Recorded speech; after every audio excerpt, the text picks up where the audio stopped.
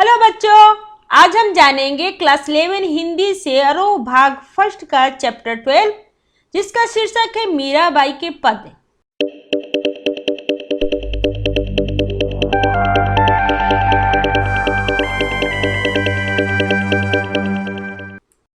बच्चों, इस चैप्टर में हम मीराबाई के कुछ जीवनी जानेंगे, उसके बाद उनके पद और उसके अर्थ जानेंगे। सबसे पहले हम उनकी जीवनी जान लेते हैं।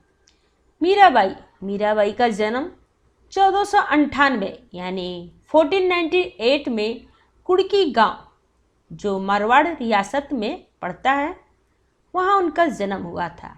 उनकी प्रमुख रचनाएं हैं मीरा पदावली, नरसिंहजी रो मोहरो।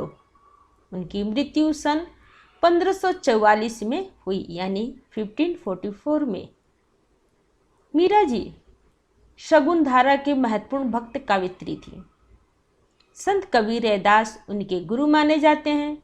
बचपन से ही उनके मन में कृष्ण भक्ति की भावना जन्म ले चुकी थी, इसलिए वे कृष्ण को ही अपना आराध्य और पति मानती रहीं।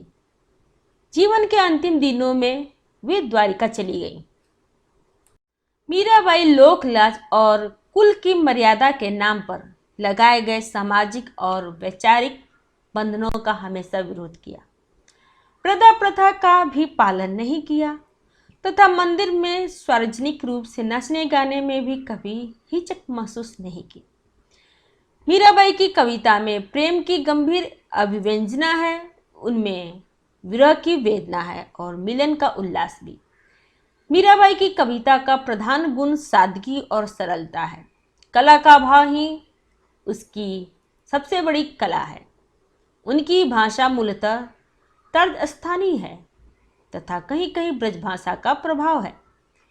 मीराबाई की कविता के मूल में दर्द है। पद है मेरे तो गिरिधर गोपाल दूसरो न कोई, जाके सिर मोर मुकुट मेरो पति सोई, छाड़ी दई कुल की कानी कहाँ करही कोई, संतन ढिग बैठी बैठी लोग लाज सब खोई, असुवन जल सींची सींची प्रेम बेली बोई, अब तो बेली फैली गई आनंद फल होई, दूध की मथनिया बड़े प्रेम से बिलोई, दधी मती घृत काढ़ी लियो, डारी दई छोई भगत देखी राजी हुई, जगत देखी रोई दासी मीरा लाल गिरिधर तारो अब मोही। बच्चों, ये प्रस्तुत पहले पद में मीराबाई ने कृष्ण से अपनी अनन्यता व्यक्त की है तथा व्यर्थ के कार्यों में व्यस्त लोगों के प्रति दुख प्रकट किया है। उन्होंने कहा है मोर मुकुटधारी श्री कृष्ण को अपना पति और सर्वस्व मानते हुए मीरा कहती हैं कि उनकी सिवा इस दुनिया में और कोई अपना नहीं है। उन्होंने लोक लाज सब त्याग का स्वयं को कृष्ण भक्ति में लीन कर लिया है। संतों के साथ रहकर उन्होंने कुल की मर्यादा का भी ध्यान नहीं रखा। वे कहती हैं कि अपने आंसुओं से कृष्ण के प्रेम रूपी बेल को सींचा है, जिसके बढ़ने से आनंद रूपी फल की प्राप्ति हुई है। इसका अर्थ है कि कृष्ण के प्रेम में पड़कर मीरा को आनंद की अनुभूति हो रही है। जिस प्रकार दूध में मथानी डालकर दही से मक्खन निकाला जाता है और बची हुई छाछ को अलग कर दिया जाता है, उसी प्रकार मीरा ने भी भगवत भक्ति को अपने प्रेम से प्राप्त किया है और संसारिकता से स्वयं को दूर रखा है।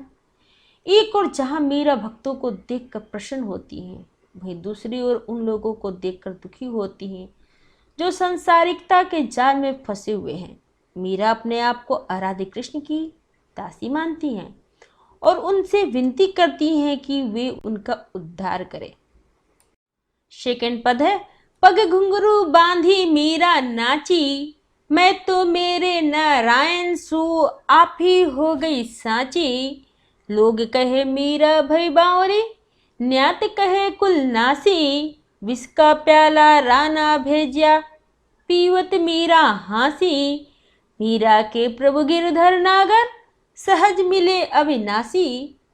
बच्चों, दूसरे पद का अर्थ है कि प्रेम रस में डूबी हुई मीरा सभी रीति रिवाजों और बंधनों से मुक्त होने और गिरधर के स्नेह के कारण अमर होने की बात कर रही हैं।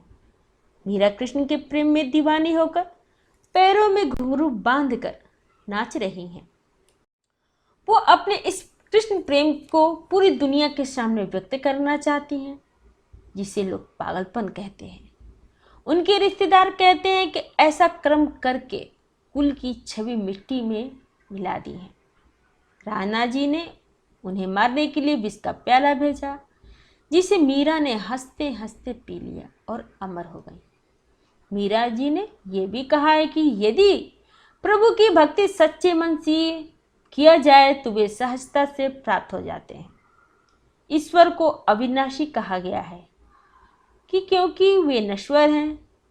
मीराबाई का प्रभु कृष्ण के प्रति भक्ति, प्रेम व आस्था ही उनका वास्तविक धन है। वे स्वयं को कृष्ण की दासी समझती हैं। अब हम इस पाठ से कुछ कठिन शब्दों के अर्थ जान लेंगे, जैसे ढिंग मतलब सात, बेली मतलब प्रेम की बेल, विलोई मतलब मथी, छोई मतलब छाछ सारहीन अंश, आपी मतलब अपने ही आप बिना प्रयास, सांची मतलब सच्ची, न्यात मतलब कुटुंब के लोग, कुल नाशी मतलब कुल का नाश करने वाली, विष मतलब विष, पीवत मतलब पीती हुई, हंसी मतलब हंस पड़ी हस्ती।